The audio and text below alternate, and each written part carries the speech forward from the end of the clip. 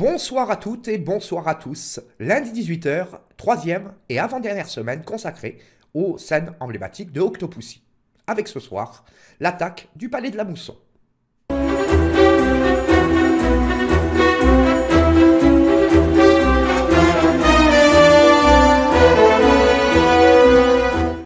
Alors, je vais essayer de ne pas être trop dithyrambique sur cette scène et d'essayer de la traiter le plus possible dans l'ordre. La première chose qui marque, c'est que la séquence a été tournée intégralement au studio de Pinewood. Et le premier plan qui ouvre cette scène, l'arrivée de Bond et de Q en montgolfière, en fait, ce n'est pas une image réelle, c'est un composite. C'est une maquette de montgolfière aux couleurs de l'Union Jack qui doit faire à peu près 60 cm de hauteur, qu'on peut voir d'ailleurs actuellement à l'exposition Bond in Motion à Bruxelles. Et donc, cette scène-là, intégralement tournée à Pinewood. La deuxième chose qui marque, c'est la volonté dans cette séquence-là de faire du placement de produit. Là aussi, vous le savez, le placement de produit a été formalisé avec Moonraker en 1979, où nombre de marques apparaissent dans le film. Et dans Octopussy, dans cette séquence-là, l'attaque du Palais de la Mousson, il y a deux marques qui sont spécialement mises en avant, à savoir Sony pour les moniteurs vidéo et Seiko pour la montre à écran LCD.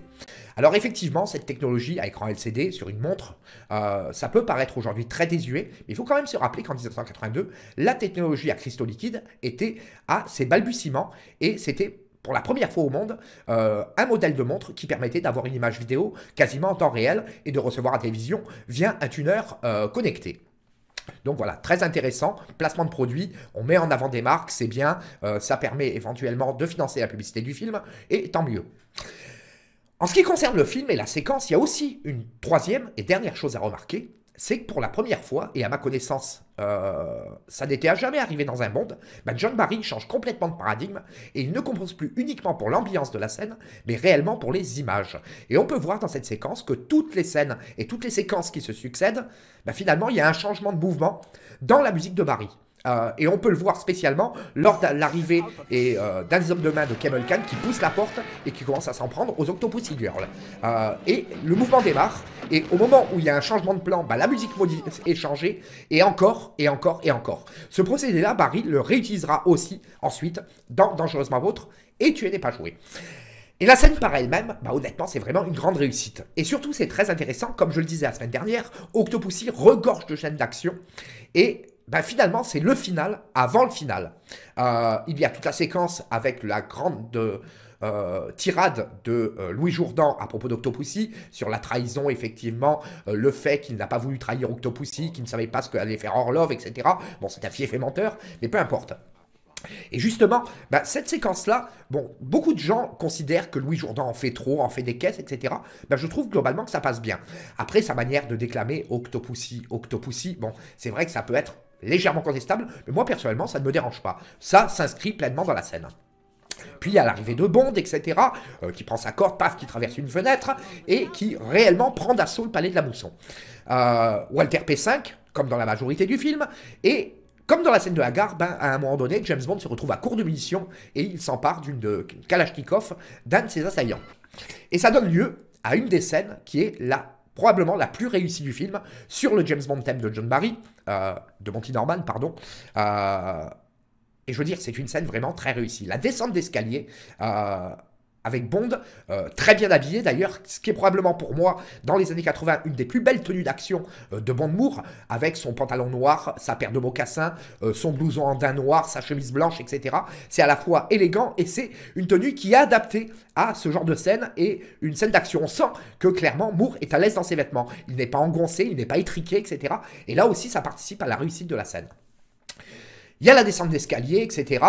Les escaliers ont été conçus par Peter Lamont et sont superbement bien filmés, aussi bien par John Gane que par Alan Hume. Alan Hume qui réalise là encore une prouesse de faire un superbe éclairage d'intérieur. Il avait terminé quelques semaines avant le tournage des scènes principales du Retour du Jedi. Ça, c'était pour l'anecdote. Et cette scène-là, donc, elle fonctionne vraiment très très bien. La musique, l'ambiance, la photographie, la réalisation, l'alternance de plans qui prend le parti du point de vue d'Octopussy, puis du point de vue de Magda et de son équipe d'Octopussy Girl, le point de vue de Q dans sa montgolfière qui voit un petit peu tout ce qu'il se passe, et le point de vue de Bond qui, lui, participe réellement à l'action. La fuite de Camel Khan et derrière le vrai final du film avec le combat sur le toit de l'avion. Et cette scène-là, honnêtement, elle dure à peu près 6 minutes, et c'est franchement pour moi une grande réussite. Je veux dire, je pourrais la prendre et la décomposer vraiment par le menu, mais je veux dire, je pense qu'il y a 3 points et 3 passages particuliers à remarquer dans cette scène. C'est, comme je l'ai dit, l'arrivée en montgolfière de Bond et Q, vraiment très très bien fait. On ne distingue absolument pas que c'est une image composite avec une maquette.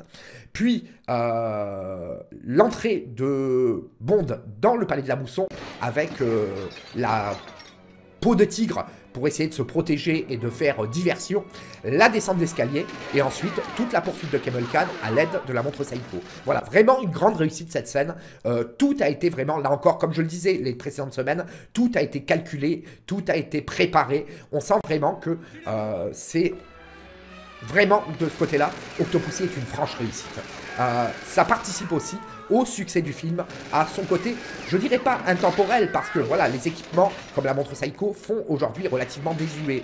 Mais je veux dire, voilà, ça reste quand même une scène remarquable du film. Il y en a d'autres dans le film, je parlais de la scène de la gare, etc., la poursuite dans les rues du Deypour, etc. Mais celle-là en particulier est vraiment remarquable, parce que là encore, un petit peu à l'instar de la scène que je décrivais la semaine dernière, on sent que Moore, Bond, a participé à l'action. Et ça apporte, voilà, encore un petit peu de fraîcheur, un petit peu d'efficacité, de la vivacité, etc. Et c'est vraiment une franche réussite. Après, bon, je veux dire, il y a toute la dernière scène, la dernière partie du film avec le combat sur le toit de l'avion, le crash de l'avion de Cable Khan, etc. Et la mort donc de l'opposant à Bond. Mais ça fera l'objet peut-être d'une chronique prochaine, mais qui ne sera pas celle de la semaine prochaine. Voilà. Maintenant, si vous avez des choses à rajouter spécifiquement sur cette scène-là, moi, voilà, c'est ce que je retiens. La musique de Barry, la photographie, la descente d'escalier, la qualité des décors aussi, parce que Peter Lamont réalise là encore vraiment une performance absolument incroyable en matière de qualité de décor. On sent vraiment que les moyens ont été mis, on sent que tout est fait pour mettre en valeur son travail. La photographie d'Alan Newman, j'en ai parlé, la réalisation de John Glenn, mais aussi la caméra et les plans de Alec Miles. Voilà, c'est ce que je voulais dire ce soir. J'ai essayé de faire dans la mesure du possible, le plus court possible, qu'on ne me reproche pas encore d'être dithyrambique. Je vous souhaite à toutes et à toutes une excellente soirée, et je vous dis à très bientôt, c'est-à-dire la semaine prochaine, pour la dernière partie des séquences emblématiques du film Octopussy.